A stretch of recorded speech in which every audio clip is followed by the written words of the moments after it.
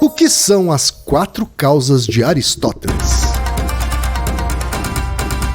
Naruhodo. Bem-vindo ao Naruhodo, podcast para quem tem fome de aprender. Eu sou Ken Fujioka. Eu sou Altair de Souza. E hoje é dia de quê? Ciência e senso comum. Vamos para os recados da paróquia, Altair. Bora.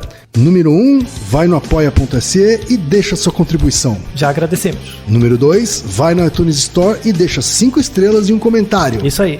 E número 3, apresente o Naruhodo para uma amiga ou um amigo que não conhece o Naruhodo ou que nunca tem ouvido um podcast. Vamos aumentar o tamanho da podosfera. É isso aí. Antes da pauta, mais um recado. Naruhodo está abrindo espaço para os podcasts das Minas, porque representatividade é importante também na podosfera. O destaque de hoje vai para o podcast É Pau, é Pedra. Ouça o recado que a Débora Veiga Ruiz deixou para você, ouvinte do Naruhodo, e conheça o podcast É Pau, é Pedra. Olá, eu sou a Débora do podcast É Pau, é Pedra, um projeto colaborativo produzido pelos patrões do Anticast. Sendo patrão ou patroa, você já pode participar do É Pau, é Pedra, seja gravando, montando pauta, editando ou como social media, como puder. Os temas dos programas são escolhidos em votação aberta no início do ano por toda a Cracóvia, que é o grupo de patrões do Anticast. Nossos programas não seguem uma linha temática, mas falamos sobre tudo: psicologia, esporte, política, cultura pop. E esses programas são revezados com temas espontâneos que vão sendo sugeridos durante o ano, os temas quentes. No mesmo feed do É Pau e Pedra, também temos vários spin-offs, como o Saque Feminista, que responde perguntas sobre feminismo, o Veg Responde, que responde perguntas sobre vegetarianismo e veganismo, tem também sobre RuPaul's Drag Race, que é o RuPaul's Drag, e sobre o universo Harry Potter, que é o É Pau é Pedra Filosofal, tem também sobre política, o Feijoada Game Show e o Drops Políticos. E por contarmos com um grupo de pessoas com formações e experiências tão diversas, tentamos sempre trazer uma diversidade de pessoas para as gravações. E é por isso que apoiamos a iniciativa Mulheres Podcasters, por uma maior diversidade de gênero dentro da podosfera. Nós somos @epauepedra no Facebook, @o_EPEP no Twitter, e você ouve nosso podcast no soundcloud.com/paupedra e também no Spotify e no Deezer. Altair, hoje temos pergunta de ouvintes. Alguns ouvintes com curiosidades. Na verdade, esse episódio é uma demanda, né? É verdade. É uma demanda dupla. É uma demanda repetida.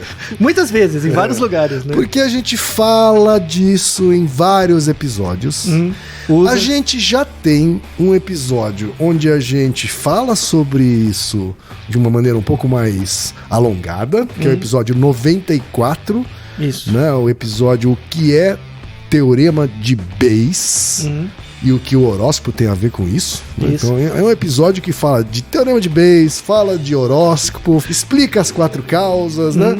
A gente resolveu então fazer um episódio específico sobre as 4 causas de Aristóteles. E dar um pouco mais de detalhes, né? E é também para ajudar esse episódio, esse tema a ser encontrado nas ferramentas de busca. Tá? É verdade, porque as pessoas perguntam muito. Exatamente, as pessoas perguntam, elas vão procurar no Google. E aí, como o nome do episódio onde ele se encontra, que é o 94, não tem nada a ver com 4 causas de Aristóteles, né? Então ele acaba não encontrando, tá? Então agora a gente tem esse episódio. Isso. Onde a gente vai falar exclusivamente sobre as 4 causas de Aristóteles. Isso mostra que é um resultado da fama, né? Tá aumentando a fama. Pois é. Essa dúvida, por exemplo, veio do Luiz Otávio Zahar, que é médico de 60 anos do Rio de Janeiro. Ela veio também do Tiago Santana dos Santos, que é baiano, engenheiro agrônomo pela Universidade Federal de Viçosa. Veio também do Juliano Van Melis, que pergunta inclusive sobre dicas de leitura sobre o assunto. Veio também da Luísa Barbosa, que é hoteleira em Curitiba de 35 anos. Tá? Para todos eles a gente já falou para ouvir o episódio 94, tá? Mas a gente está gravando esse episódio sobre esse tema exclusivamente para ficar para a história. Isso. E também para adicionar mais elementos, né?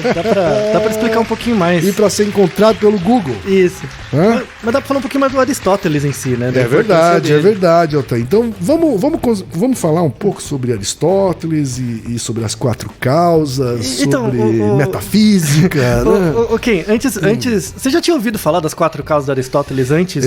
De longe, assim, sabe? Mas antes do Naruhodo? Quando eu tinha, enfim, lido alguma coisa sobre metafísica. Ah, tá. Que aí veio questão. A obra de Aristóteles, né? Como um cara que, curiosamente, nunca usou a palavra metafísica. Isso. Né, mas que é considerado o pai da metafísica. Né? É um iniciador do campo. Né? Mas eu nunca tinha estudado as 4 causas. Então, o livro chama Metafísica, então não é um livro muito difícil de ler, tem umas partes mais enroladas, mas os textos gregos de filosofia, eles não eram tão herméticos assim. Tanto é que tem gente que lê antes de dormir, tem umas coisas mais, né? Tanto, não existia faculdade de filosofia na época, as pessoas só escreviam, né? Faculdade de filosofia veio depois do Descartes, que aí começou a ficar enrolado mesmo. Kant escrevia difícil, de um jeito terrível. Hegel, nossa! Acho que, sei lá, tem que ter uma arte pra ler, tem que fazer, por isso tem que fazer faculdade de filosofia, pra poder aprender a ler as coisas. Nossa senhora! Mas o Aristóteles é mais tranquilo. É interessante falar que o Aristóteles grego, né, ele vem de uma dicotomia, de uma briga intelectual com Platão. Tanto é que tem uma obra de arte, né, clássica, que é a Platão e Aristóteles, um do lado do outro, um apontando pra cima e o outro apontando pra baixo. Tá. Então eu vou explicar a teoria de cada um, aí você me fala qual deles está apontando pra cima e qual tá pra baixo. Essa imagem que você acaba de escrever, Altair, diz respeito ao quadro do renascentista Rafael, chama Escola de Atenas. Tá. Uma obra de 1510. Então. Aí eu vou descrever cada uma das teorias, aí você vê quem tá com o dedinho pra cima e quem tá com o dedinho pra baixo. Certo. Tá? Platão e Aristóteles são 2 escolas clássicas, assim, da filosofia grega. E é interessante porque eles apresentam o início de uma discussão que a gente falou num outro Naruhodo longo, né? Que é se existe uma ciência para além das exatas humanas biológicas, né? Que a gente coloca uma dicotomia presente, que é a dicotomia entre descrever e explicar. Essa dicotomia começa neles, no Platão e no Aristóteles. Certo. Tá? Então, Aristóteles fala das causas, né? Então, o que é uma causa? Causa é uma resposta a uma proposição do tipo porquê. O nome bonito da lógica é assim. Então, se eu tenho uma proposição e ela é do tipo porquê, eu tenho que ter uma causa. A resposta é uma causa. Então, se eu pergunto por quê, a resposta é uma causa. Tá? Tem gente que quer perguntar por quê, tem gente que não quer. Então, uma das pessoas que não gostava de perguntar por quê era o Platão. Né? Então, o Platão ele partia de um princípio descritivo, ele não explicava nada, não tinha porquê, tinha como. Né? Então, o Platão gostava muito da ideia de como. Então, quando eu criava uma teoria, a ideia da teoria platônica, a teoria descreve as coisas como elas são. Certo. Então, o ser é a teoria. Né? Se o meu modelo tiver certo, então eu criei uma teoria, né? E a teoria descreve a realidade. Ponto. Se o meu modelo tiver certo, são as pessoas que estão erradas. Entendeu? Mas quem garante que minha teoria está certa, né? Esse que é o ponto. Não. As teorias existem, as teorias estão aí, né? As teorias são algo do Deus, do externo, né? Então as regras estão aí, e existem as teorias. Se o meu modelo estiver certo, quem está errado é você. Tá? Então o que importa é o que eu estou pensando. O que importa é o meu mundo das ideias. Minhas ideias existem. Aqui o mundo falho, o mundo das pessoas não tem a mesma grandiosidade do mundo das ideias. Se eu conseguir ter uma ideia genial, se essa ideia estiver errada, quem está errado é você. Tá? Essa é a perspectiva do Platão. Aristóteles olhava para aquilo e falava, não, né? Não é assim, né? Não tem essa coisa de ideia, não. A questão é, eu não sei o que é a natureza, não sei direito, mas eu tenho que fazer proposições do tipo porquê, para testar, né? Então, eu tenho que criar várias teorias, cada teoria um porquê, eu vou testar elas e ver qual delas descreve melhor. Dentre um conjunto de teorias que concorrem. Não tem aquela, teoria. A ideia é que tem várias e a gente vê. Então, para Platão, a grande causa, né, a causa das causas é Deus. Para Aristóteles, não. Então, se tem isso aí, eu não sei. Mas o que sei, o que eu consigo olhar no meu mundo sensível aqui são várias razões. Eu não sei qual delas é mais razoável, mas eu tenho que testar cada uma delas. E pode ser que não tenha uma só. E aí, um dos pontos de discordância, não. O Platão falava, tudo tem uma causa última. Assim, causa mesmo, né? Eu posso não saber, mas tudo tem uma causa. Aristóteles falou, não necessariamente. As coisas não precisam ter uma causa, podem ser uma combinação de causas. Né? E ele fazia bem uma analogia com a geometria. Então, quando você pega uma forma geométrica, pega um quadrado, o quadrado tem arestas, né? Sim. Então, o quadrado, ele não tem só uma aresta, ele tem que ter pelo menos 4. Então, tudo tem que ter mais de um elemento para a criação, né? As únicas coisas que tem uma causa só são linhas, né? O círculo pode ser uma linha também, são círculos ou retas, né? Mas quando você está num ambiente, o ambiente tem 3 dimensões, então não tem mais de uma causa que rege as coisas, sabe? Ele usava um argumento até geométrico também, né? E essa era a treta deles, né? Assim, não existe uma causa última, pro Aristóteles, pro Platão tinha. Numa agência de publicidade, o Platão é uma espécie de diretor de criação absolutista. Isso, total. Assim, não, o que é isso aí. É isso. O que vai emocionar essa é a ideia. O que vai emocionar as pessoas é isso. Se não emocionar elas que estão erradas. Exato. Isso, boa. Platão é a criação. E o Aristóteles? O Aristóteles, cara, ele é um planejador raro. Mas ele tá mais porque perto. os planejadores, em geral, também acham que uma causa só... existe uma causa certa, sabe assim? Eu só preciso descobrir qual que é o tiro certo. Exatamente, exato. Não tem um contexto, né, que tá por trás. Né? Porque um bom plano, ele sabe que não necessariamente tem um certo só. Isso. Agora eu fiquei curioso que você fez essa analogia que eu gostei. E o atendimento? O atendimento fica onde? O atendimento, cara, não tá dentro desse quadro. Ele fica mediando os dois, né? Ele fica mediando a treta dos dois. Muitas vezes ele tá mediando. Muitas vezes ele tá mediando. Então os alunos de Platão e Aristóteles são os atendimentos, assim, que um bota contra o outro, com aquelas intrigas. Porque eles eram chatões mesmo, um ficava tretando mesmo. Porque, antes de tudo, a sociedade grega Tanto, inclusive, que nesse quadro aqui, eu acho que alguns alunos estão meio entediados com a briga dos dois aqui. Pois é, então, é uma representação de uma agência, essa imagem. É hora que o atendimento tá assim, puta que pariu, lá, esses dois brigando de novo, né? Que todo saco. dia, né?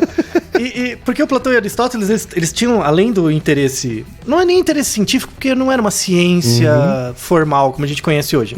Eles tinham interesse político. Né? E mais, o Aristóteles foi aluno do Platão, eles não tinham a mesma idade. O Platão veio antes, era mais velho, impunha influência. O Aristóteles, que era um aluno muito bom, que começou a ganhar. Por exemplo, Platão é o cara grande da... Gostei da analogia. O Platão é o cara grande da criação. Aí vem um planner que começa a dar resultado, sabe? Começa a querer bater, né? Então, muito comum em agências, entendam como quiser. Né? Mas eu que não sei nada de agência, já vejo isso. Imagina quem trabalha aí. Mas enfim, a treta é essa. Você vê que a treta ao longo das gerações vai se repetindo em vários contextos. Né? Então, vamos partir do pressuposto aristotélico, né? Que as coisas têm mais de uma causa. Pode ser que tenha uma causa que tenha primazia sobre as outras, mas a rigor sempre tem mais de uma. Tá? Perfeito. O Aristóteles, ele dá o exemplo da cadeira. O exemplo clássico que ele escreve na Metafísica para explicar as causas, ele dá o exemplo da cadeira. Vamos começar por ele. Por exemplo, eu quero saber por que uma cadeira existe. Então imagina que você é um marciano, você acabou de chegar aqui na Terra e a primeira coisa que você viu é uma cadeira. Certo. Mas por que existe essa cadeira? Você se deparou com uma cadeira. Isso, você caiu ali e tem uma cadeira. Que porra é essa? Exato. Então, mas não é o quê? Né? Você vai se preocupar por quê? Por que tem uma cadeira aqui? Por quê? Isso, por quê? Porque se for como, pressupõe uma razão única. Como essa cadeira veio parar aqui? Isso. Então ela já é uma entidade pronta. Isso. E você só quer saber por que ela tá aqui e não em qualquer outro lugar. Quem colocou ela ali, né? O porquê não, porque é mais tenso, assim. Por que existe essa cadeira? É existência, o sentido de existência. Mas aí são 4 dimensões de porquês. Então, ele coloca as 4 causas. Ele descreveu, na verdade, uma tecnologia, uma técnica de como testar hipóteses, né? Na época dele, do Aristóteles, ele não imaginava que ia dar tanto sucesso, assim, né? Não tinha como, né? Que ia ser um hit do Naruhodo, assim. Isso, né? Não sou meu, viu? Outras áreas também, vamos deixar referências. Mas o Aristóteles coloca que uma cadeira, inicialmente, para uma cadeira ser uma cadeira, ela tem que ter uma causa material. É a primeira causa. Então, por exemplo, uma cadeira é uma cadeira porque ela é feita de madeira, ela é feita de metal, tem certas substâncias da material natureza. No sentido literal, assim. Físico.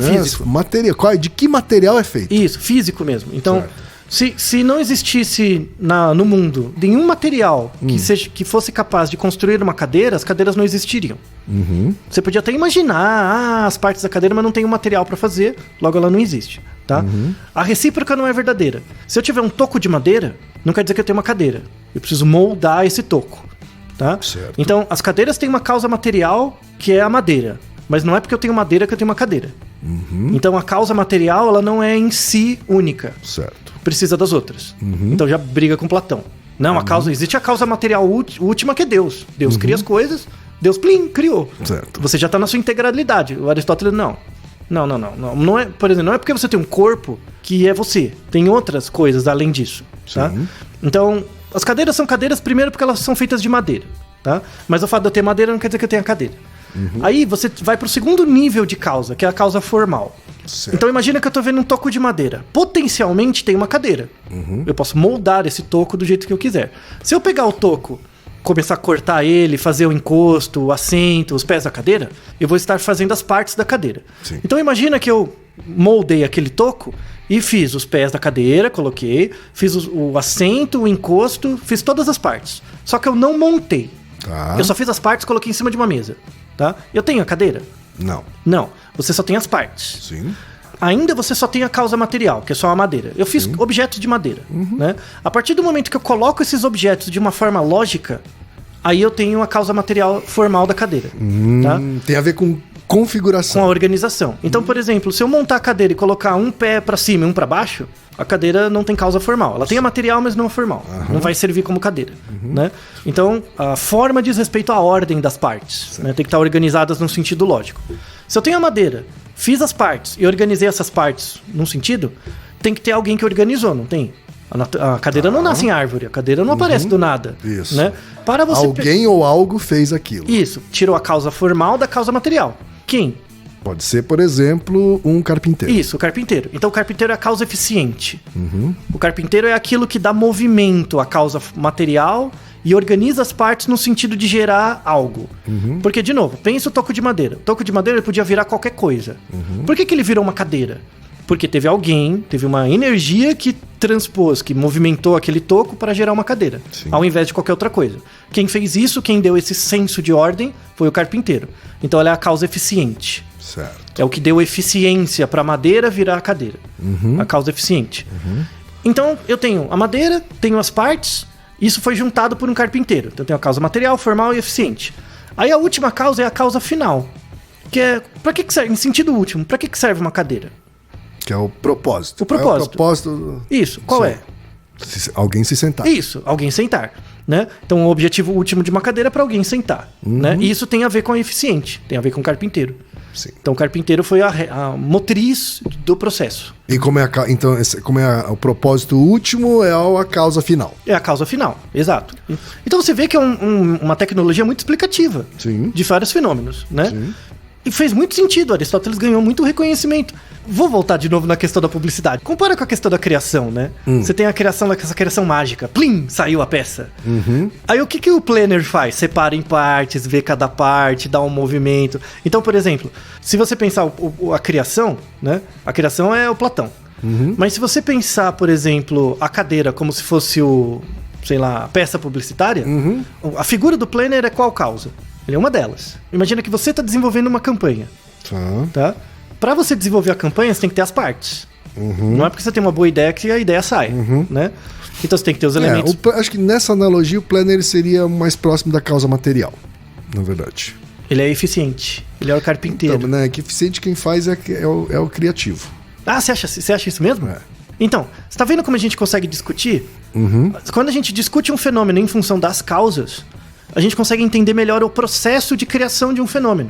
Qual que é o fenômeno? A peça publicitária. A peça publicitária ela não aparece do nada. Ela é resultado de um processo. Eu fiz uma hipótese baseado na minha parca experiência, eu fiz uma hipótese sobre o papel do planner no processo. Você que tem mais experiência, você reafirma, reorganiza as causas. Sim. E aí não é uma briga de eu contra você. A gente usa uma técnica para mostrar isso. Isso, porque quem vai, de fato, imprimir uma ação para pegar uma matéria-prima e transformar em algo, né? Vídeo, o criativo. O vídeo, é o criativo, tal. É o profissional de criação. O cara de planejamento, no máximo, ele dá os insumos. Ah, é verdade, ele dá os elementos. Isso, por isso que eu acho que ele está mais próximo da causa material. Né? Então o criativo ele é mais eficiente, ele dá um movimento. Exatamente. A causa final é porque que a empresa quer. A peça em si. A empresa quer. Em si. É a concorrência, sei lá. Né? E o propósito dessa peça pode ser várias coisas. Isso. Gerar mais venda, gerar uma imagem positiva, etc. Então, você pode transformar as 4 causas em grupos de causas também. Mas a ideia é que você organiza isso e cria um processo. Quando você cria um processo, você cria uma explicação. Você cria um mecanismo que explica as coisas. Tá? E aí nasce uma ciência. Na época de Aristóteles, um pouco até depois, né, tal, isso era frequente, sabe? Foi uma técnica frequente usada por muitas gerações de pesquisadores, o método aristotélico, né? E ele testa explicações razoáveis para as coisas, né? Ele organiza o seu pensamento, ele é muito bom. Só que quando você começa a fazer a educação como voltada para o trabalho e não para o saber, ela fica contraproducente. Porque imagina, você vai fazer uma graduação, você faz uma graduação em engenharia, aí você só estuda causa material formal. Aí é eficiente. Ah, por que eu tô estudando tanta matemática, tantas coisas? Vale pra um monte de coisas. Não, mas vale pra você ser engenheiro. Vale pra você construir um prédio. Não vale pra qualquer outra coisa, só pra construir o prédio. Vale pra construir o prédio porque aí você vai colocar muito tempo nisso e vai ganhar dinheiro. Entendeu? Então, existe uma ideologia por trás, uma ideologia da educação por trás disso, que meio que fez com que as causas, 4 causas acabassem. Deixassem de ser uma técnica válida. E aí virou uma coisa curricular. Quando você usa o método aristotélico, não tem um currículo. Você estuda as causas. Então eu tenho 4 causas para o meu problema. O que eu preciso estudar? O que quer que seja para eu resolver as causas. Né? Se eu tenho uma cadeira, eu tenho que estudar carpintaria, eu tenho que estudar organização, eu tenho que estudar design, o que quer que seja. Então, você organiza o seu conhecimento em função do que você quer saber. E não tem disciplinas.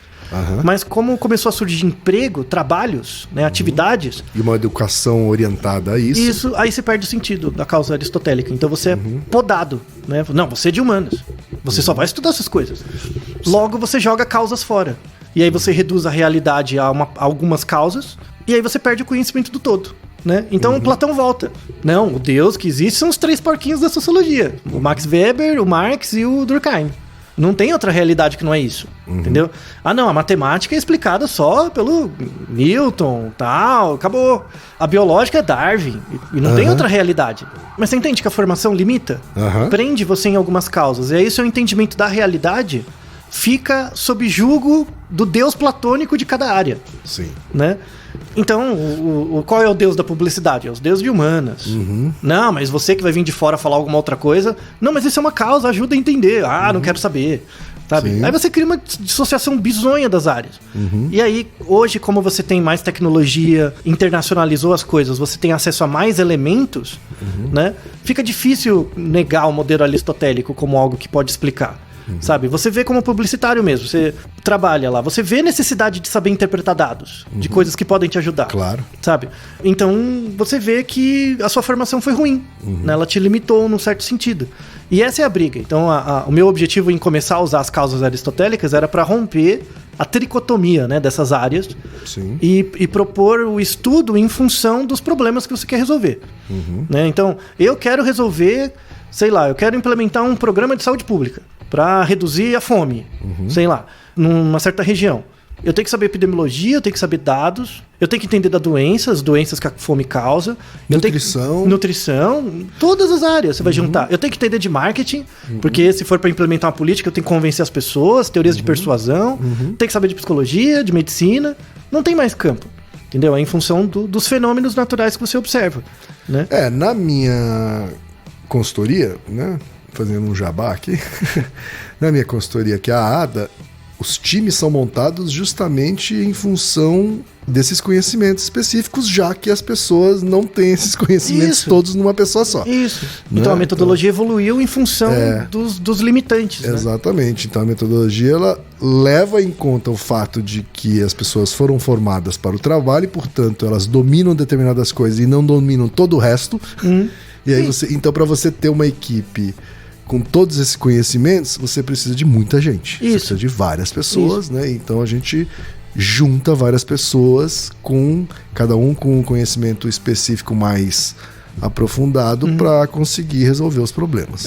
Mas não é para você ficar desesperado, eu não sei nada, meu Deus, eu tenho que saber tudo. Não, você não dá conta de saber tudo. Claro. Não é para você saber tudo.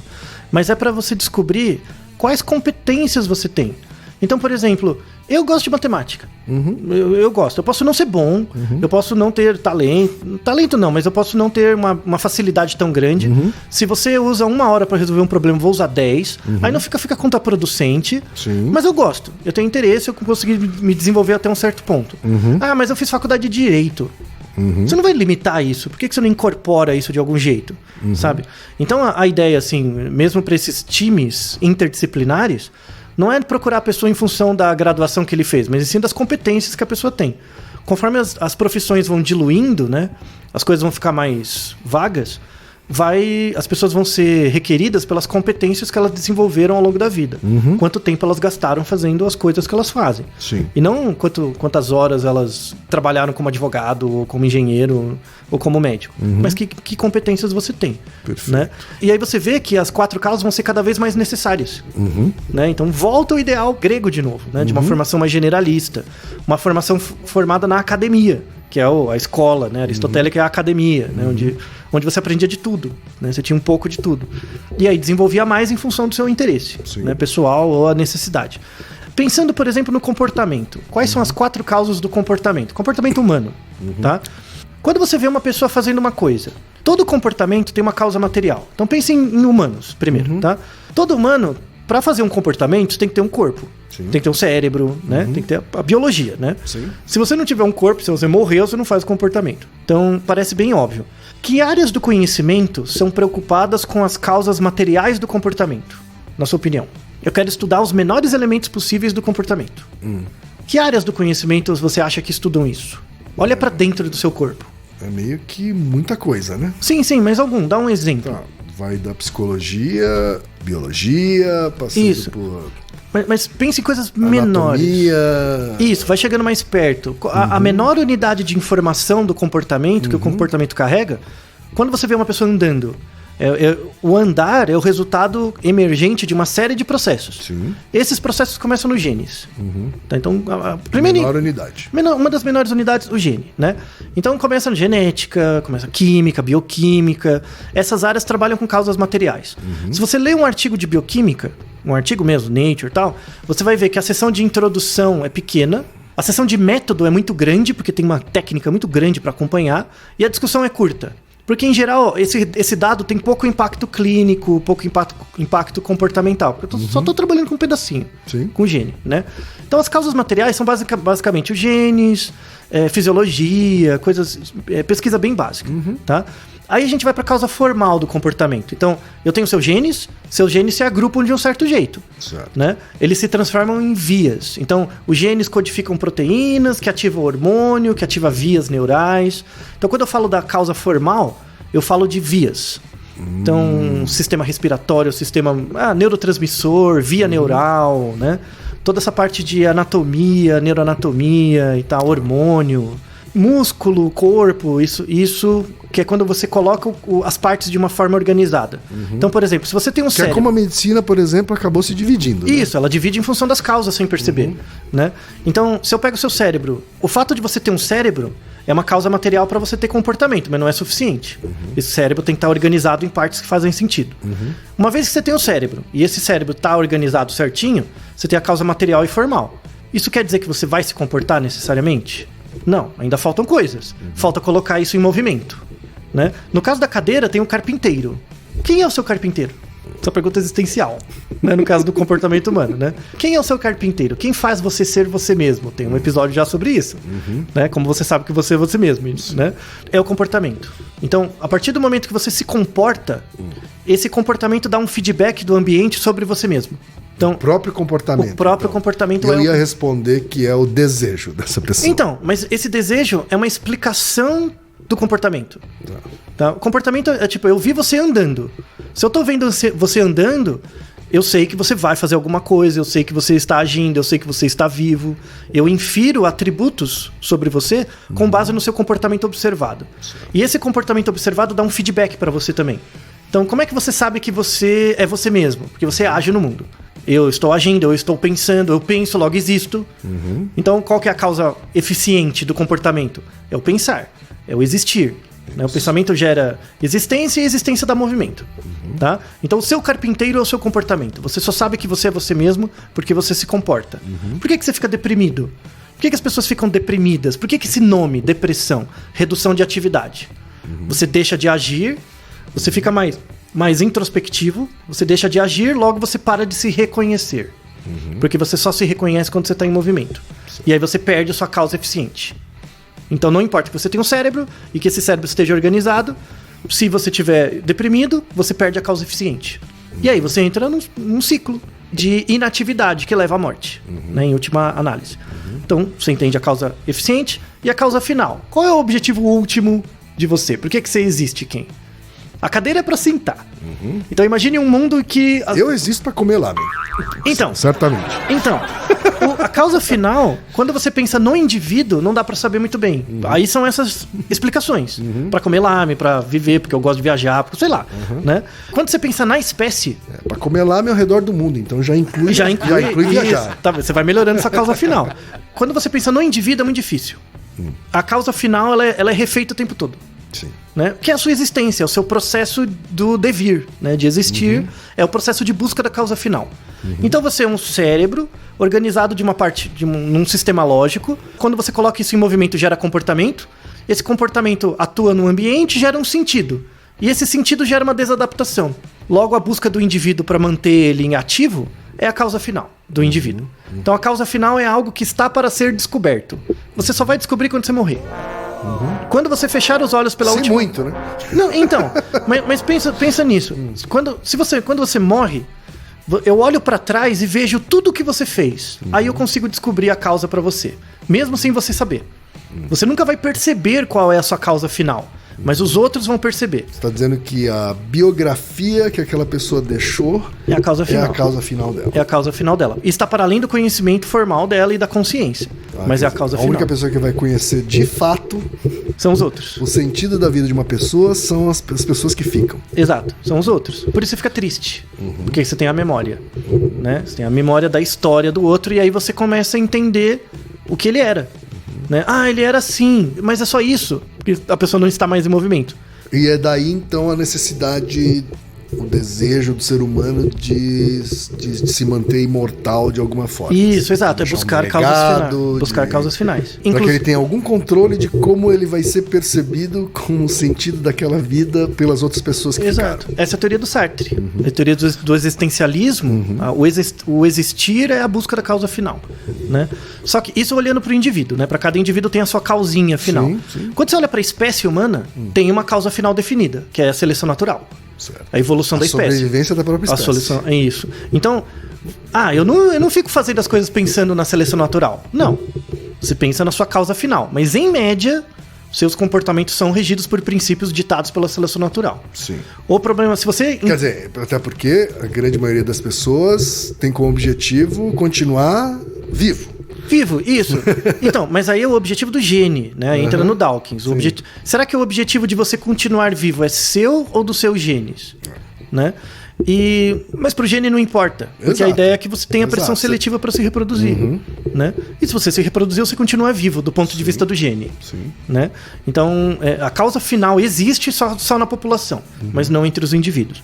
Então você consegue tecer uma tecnologia, veja como é algo amplo, para explicar toda e qualquer coisa. Né? Vamos deixar na descrição 2 artigos.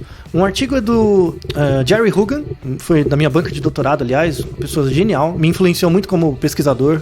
Eu sou um cientista melhor porque eu conheci o Jerry Hogan, da Universidade de Toronto, e ele explica as 4 causas para a biologia, por que a biologia tem que ter 4 causas. Né? E ele trabalha muito nas causas eficientes, que a filogenia, a ontogenia são causas eficientes do comportamento. Né? Ele não entra tanto na parte molecular, material e formal, mas ele trabalha muito com a causa eficiente final. Né? E tem um outro artigo de um cara vivo, mais jovem, que é o Peter Quillin. O Peter Quillin, ele é um cara muito legal que ele cria uma aplicação das 4 causas para a psicologia.